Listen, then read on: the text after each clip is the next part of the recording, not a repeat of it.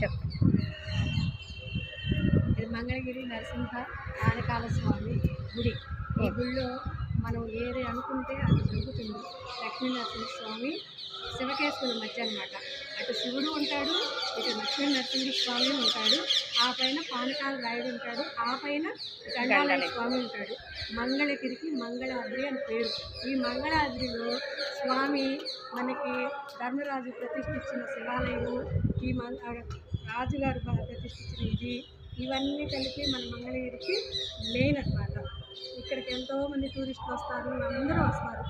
వచ్చి స్వామికి పానకం పోసి నివేదించి పైన స్వామి దగ్గరికి వెళ్ళి గండాలు ఉంటే గండాలు తీసుకోవాలని ఆ పైకి వెళ్ళి నూనె వడ్డించి ఇక్కడ స్వామికి పానకం పోసి ఇక్కడికి వచ్చి నరసింహుని ముట్టుకొని వెళ్తారు. ప్రతి ఒక్కళ్ళకి 108 దివ్యక్షేత్రాల్లో ఇది ఒక క్షేత్రం అనమాట. నేను పుట్టింది పెరిగింది అంతా మంగళగిరే. మాకు చిన్నప్పటి నుంచి అలవాటు మా స్వామిని చూసుకోవటము, మాట్లాడటము, చెప్పుకోవటము, నైవేద్యం పెట్టుకోవటం. ఇది అంటే మేము చిన్నప్పటి నుంచి ఇది స్కూల్, ఈ గుడి అంటే మా స్కూల్ అనమాట. మాకు స్కూల్కి ఏ కష్టం వచ్చినా ఏదొచ్చినా పరీక్ష పాస్ అవ్వడానికైనా చదవడానికైనా ఏదైనా సరే స్వామి దగ్గరికి వచ్చి విన్నపించుకొని వెళ్తాం. అలవాటు మా స్వామి అన్న. మా కష్టంలో ఉంటే మంగళగిరి ఆడపిల్లలకి కష్టంగా ఉంటే నరసింహుడు వచ్చి నిలబడతాడు. ఇది పక్క.